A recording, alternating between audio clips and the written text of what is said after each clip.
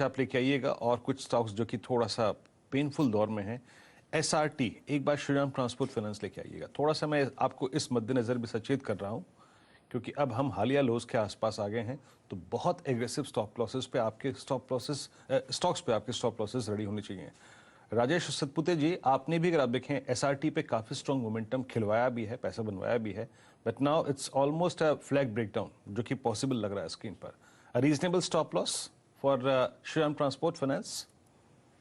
देखिए वीरेंद्र, मुझे लगता है यहाँ पे तो 1485 का मैं तो लॉन्ग साइड का स्टॉप लॉस रखूंगा, लेकिन मुझे ओवरऑल पैटर्न देख के लगता है कि प्रोबेबली ये थोड़ा और नीचे खिसक सकता है, क्योंकि रीजन यहाँ पे आप 3 दिन पहले का देखा है, दैट्स इन्वर्टेड हैमर। और ये inverted hammer simply means it's a bull trap, so better to liquidate long position.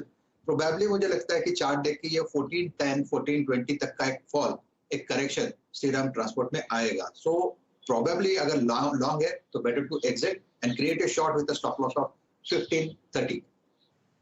चलिए, फिलहाल हम लोग मंथली एक्सपायरी से जूझते हुए दिख रहे हैं और आपके सामने अब 3 डिजिट का कट निफ्टी में आता हुआ 18,100 पर बुल्स और बेयर्स आपस में वर्चस्व के लिए लड़ते हुए। 300 अंक का लाल निशान बैंक निफ्टी पर 40,570। चलिए डायरेक्टर साहब, सिर्फ 2 स्टॉक स्क्रीन पर रखिए और अगर आप कैंडल स्टिक चार्ट बना सकते हो तो प्रस्तुत कीजिए। एल&टी फ्रेश इंट्राडे हाई 1854 और साथ ही साथ आपको एक बढ़िया मूव इंडसइंड बैंक पर आता हुआ दिख रहा है। ये दोनों स्टॉक्स अगर आप साथ साथ रख दें तो जो चार्ट चेक्स हैं उसमें बहुत आसान होगी, क्योंकि चार्ट्स बिल्कुल एक जैसे दोनों काउंटर्स के। देखिए, मुश्किल से आप बता पाएंगे कि फ़र्क किस में ज़्यादा है।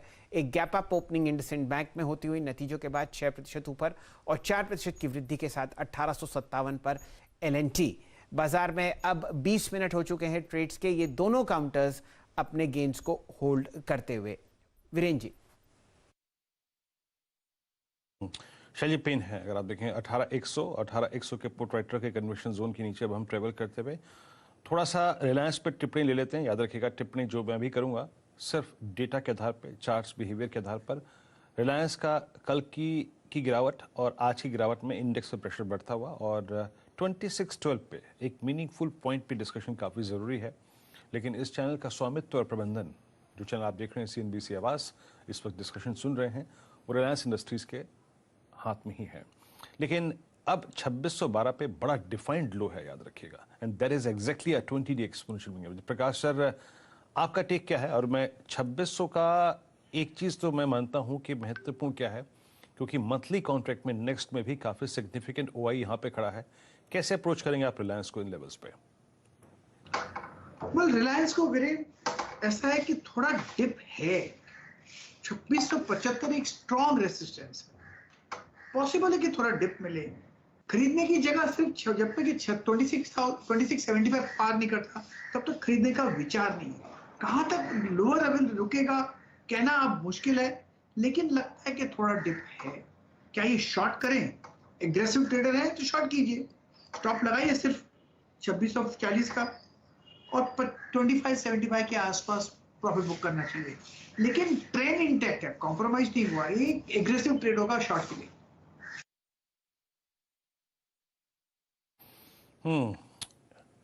रिलायंस, याद रखिएगा 2600 जो है वो एक बहुत मीनिंगफुल लेवल है, उसको ध्यान दीजिएगा। रचना जी, अब जरा एक बार आइए आप LIC हाउसिंग फाइनेंस के चार्ट पे 407.85, इसमें जो ये जिगजैग प्राइस परफॉर्मेंस रही है, ये बार बार कहती है कि किसी पुलबैक में आप इसे सेल कर सकते हैं। कल की कैंडल का जो ओपनिंग पॉइंट है वो यहाँ पर वॉलेट होने की पूरी की पूरे हालात बनते हुए 407.85, और आप देख लीजिए कि कल का और आज का हाई जो है वो 200-डे एक्सपोनेंशियल मूविंग एवरेज से एक सेफ डिस्टेंस बना के ही मुड़ गया। Any shorting thought on LIC housing finance? जी, इसमें मल्टीपल डेज के हिसाब से शॉर्ट बनाया जा सकता है, जिसका एसएल होना चाहिए 416 के करीब और डाउन साइड पे उसका टारगेट हो सकता है करीब 400 एंड 398 के बीच में ऑन फ्यूचर्स। तो आपके सामने अब समझिए कि 20 मिनट का ट्रेड हो चुका है, लेकिन फिलहाल सूरत हाल बेयर्स के फेवर में लग रहा है। हम लोग 122 अंक नीचे हैं, 18,100 अब आपके सामने निफ्टी में। निफ्टी बैंक आपको 300 अंक नीचे ट्रेड करता हुआ दिख रहा है, 40,590। लेकिन काफ़ी ब्रेकडाउन्स आपको दिख रहे हैं एनएससी के मिड कैप इंडेक्स में। डायरेक्टर साहब अगर आप इसको प्रस्तुत करें स्क्रीन पर, 222 अंक नीचे आपके सामने 30,902 पर आपको निफ्टी का मिड कैप इंडेक्स ट्रेड करता हुआ दिखेगा और स्मॉल कैप इंडेक्स पर भी लगभग 1% का कट आता हुआ दिख रहा है, 10,924। एक नज़र निफ्टी के 500 इंडेक्स पर भी डाल लीजिए, ब्रॉडर मार्केट्स में भी बिकवाली है, 0.5% नीचे 15,378। अगर आप इसको इस तरीके से समझें कि ये मंथली एक्सपायरी रिलेटेड है तो बात बिल्कुल ठीक है, लेकिन ये भी ध्यान दीजिए कि हमने अक्टूबर के महीने में ताबड़तोड़ momentum mid caps, small caps, large caps, blue chips और एफएनओ स्टॉक्स में आता हुआ दिखा है। कुछ पैसे बाजार वापस लेता हुआ और दिन के न्यूनतम लेवल पर अब बहुत सारे स्टॉक्स चलते हुए दिख रहे हैं।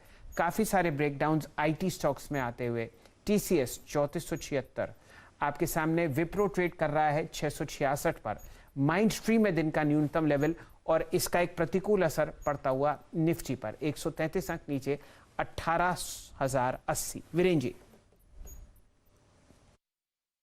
प्रेशर बढ़ता हुआ शैल जी। अब यहाँ पे अगर देखें आईटीसी ने फाइनली सरेंडर कर दिया और आईटीसी का जो लेवल है, डायरेक्टर साहब प्लीज आईटीसी लेके आइएगा। देखिए जरूरी नहीं है कि आप ट्रेड में ही कूदें, लेकिन आईटीसी ने क्या किया है 231 पे अब अपने परसों की लोवेस्ट और उससे एक दिन पहले की लोवेस्ट ट्रेजेक्टरी पे आ चुका है। बड़े मीनिंगफुल पॉइंट पे है, exactly 100 day exponential moving average. और जैसे कि हर्षदा ने नंबर्स को समझा, देखिए इस बार जहां जहां ये शब्द का इस्तेमाल हो गया कि गुरु मार्जिन्स पे दबाव है, मार्जिन्स पे दबाव है, look at Tata chemical. Tata chemical day लो पर रहा है। ये रचना जी शॉर्ट को कहाँ कवर करेंगी? जैसे ही हर्षदा के मुंह से निकला था ना कि मार्जिन्स पे दबाव, मेरे दिमाग में तभी आ गया था कि बॉस ये एक शॉर्ट का बहुत अच्छा कैंडिडेट है। नाउ इट्स 200, नहीं, it's 50 day exponential moving average. जिसने शॉर्ट ओपनिंग करी, जिसने 20 रेमा के नीचे शॉर्ट ओपन किया, अभी कहां तक इस ट्रेड को ट्रेल करे? बने रहना चाहिए, एसएल को ट्रेल करके करीब 945 पे ले लेना चाहिए और मल्टी डेज के हिसाब से मेरा ये मानना है कि दिस कैन गो टुवर्ड्स 900 रुपए।